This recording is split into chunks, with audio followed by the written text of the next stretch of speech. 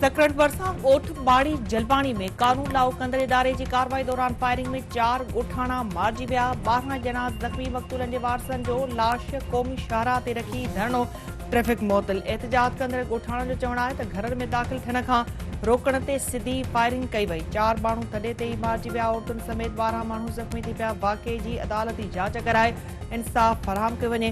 निगरान घरू वज़ीर हारिस नवाज़ जो चवणु आहे त आफ़काती बमबार जी मौजूदगीअ जी इतलाह ते पुलिस ऐं रेंजर्स जी कार्रवाई में 2 ॼणा मारिजी विया आहिनि। हथियारबंदनि जी फायरिंग में रेंजर्स ऐं एहलकार बि ज़ख़्मी थिया आहिनि।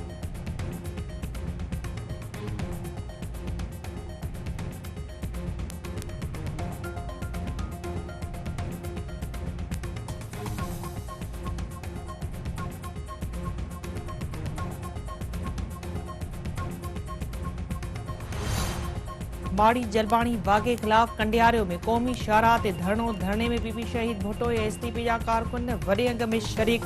पक्का चांग में जसकम कारकुननि धरणो हणी मेहरान इंडस हाईवे ब्लॉक करे छॾियो। दौड़ में भी जसकम कारकुननि जो मेहरान हाईवे ते धरणो। एसयूपी जे सदर ज़ैन शाह जो चवणु आहे त वाक़ई मुलविस समूरनि एहलकारनि खे गिरफ़्तार कयो वञे। जसकम चेयरमैन सनान कुरैशी, क़ौमी अवामी तहरीक जे चेयरमैन अयाज़ लतीफ़ पलीजो ऐं ॿियनि अॻवाननि पारां बि वाक़िए जी सख़्त लफ़्ज़नि में मज़म्मत।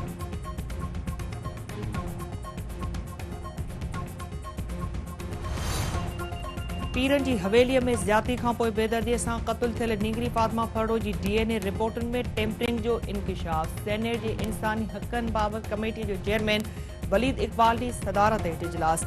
पीरन जी हवेली में क़त्ल थियल नींगरी फातिमा फरड़ो जे क़त्ल केस जो जाइज़ो। सेनेटर आशिया रज़ा फारूक जो चवणु आहे त टेम्परिंग सबबि फातिमा फरड़ो जी डीएनए जवाबदारनि सां मैच न थी सघी आहे। ज़ाती तौर मुदाख़लत करे डीएनए नमूना लाहौर मोकिलिया विया आहिनि। डीआईजी सखर अब्दुल हमीद खोस्ते ब्रीफिंग ॾींदे ॿुधायो त कराची ऐं ॼामशोरे मां मिलियल डीएनए रिपोर्टूं मैच न थी सघियूं आहिनि। वधीक तस्दीक लाइ डीएनए जा नमूना लाहौर मोकिलिया विया आहिनि। एसएसपी खैरपुर केस जी जांच दौरान तमामु घणो दबाव बर्दाश्त कयो आहे।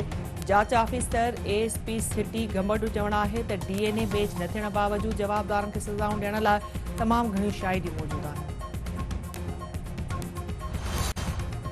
Army chief general Asim Munir जो चवणु आहे त गैर कानूनी मुआशी सरगर्मियुनि ख़िलाफ़ कार्रवाइनि सां नुक़साननि मां छुटकारो मिली सघंदो। गैर कानूनी सरगर्मियुनि ख़िलाफ़ कानून लागू कंदड़ इदारा ऐं लाॻापियल खाता गॾिजी पूरी ताक़त सां कार्रवायूं जारी रखनि। Army chief general Asim Munir तरफ़ां लाहौर जो दौरो सूबाई एपिक्स कमेटी जे इजलास में शिरकत।